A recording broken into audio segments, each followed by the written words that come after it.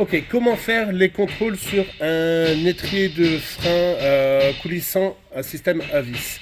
Première des choses, bien sûr, on va contrôler si le flexible de frein n'est pas craquelé en faisant une légère torsion sur le flexible et également de ce côté-là, mais là il y a un renforcement d'origine donc c'est très bien.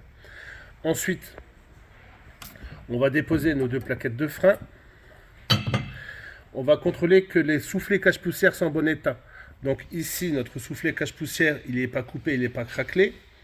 On lève délicatement, on voit il n'y a pas de trace de liquide de frein sous le soufflet, c'est-à-dire que notre joint ici, il est étanche. On a un axe de coulissement ici qui coulisse bien.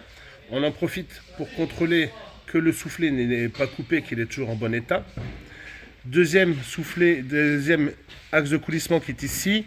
Voilà, on voit que le soufflet cache-poussière, il n'accroche plus sur l'axe de coulissement. Donc là, il est bon à changer.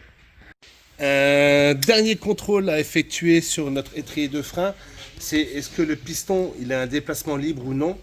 Donc on prend une pince multiprise, on va se mettre en position ici juste là derrière et on va voir. Donc là, le retour en arrière du piston est plutôt facile. Donc là, le coulissement est parfait. Ce qui nous permettra, il sera de la place ici pour positionner les plaquettes de frein neuves, comme celle-ci.